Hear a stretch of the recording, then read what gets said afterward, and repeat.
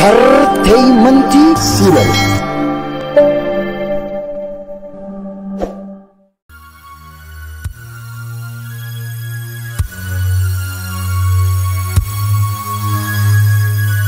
Hinaaffaa irratti waan siniif qoolu hinaaffaan rakkisaadha.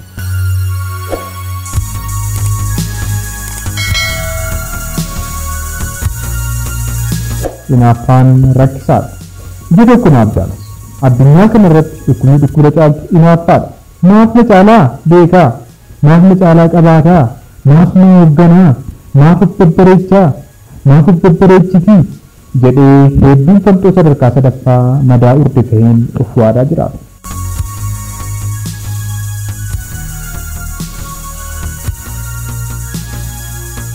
Dubbii kaasa akka tasaari yaakoo faana osoo taphannee rakkina ilma namaa kaasnee waliin dubbachaa osoo jirrutti kan dubbiin kun mataa koo keessatti hafte.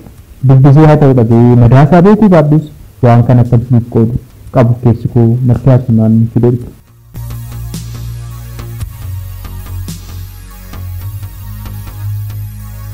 Namoota lamas ture waliif hiriyaadha waliin hojjetu irra keessaan nama waliif yaadan fakkaatu keessaan garuu inni tokko vaayirasii hinaaffaatiin muuxalamaadha.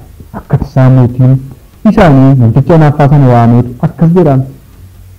Ati bitaa koo keessaa isan jaalladhudha. Baroota ati asitti bulde kanaaf beenyaa kan ta'u waan fedha keessiif jechuun barbaada jedhaan itti dabalee siryaa keetiin moodachaa waan itti gaafatteen jedhaaf waan ta'eef waan feete naa gaafadhu. Anis siifan raawwadhaafi jedhaan. Namtichis taa'ee yaadee konkolaataa fi mana yoo jedhe hiriyaa isaa abbaa konkolaataa lamaa fi mana lamaa ta'uuf jira. Lakki gamoo guddaa qarqara haroo irratti yoo jedhe hiriyaan isaa dachaa lamaan caaluuf jira.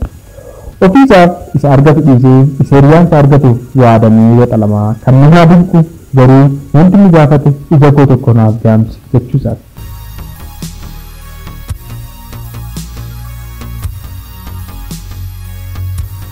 Ilaali!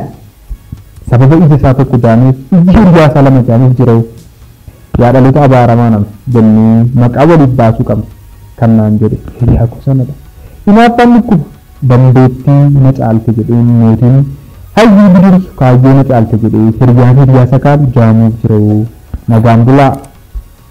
Uummatni hinaaffaa hin qabne hanga qophii barii biraa walitti deebinuutti nagaan Siinaan Entertainment filannoo Oromoo. Ani seenessaan keessan olii gaadbaati waan nu dhaggeeffattaniif guddaa galatoomaa.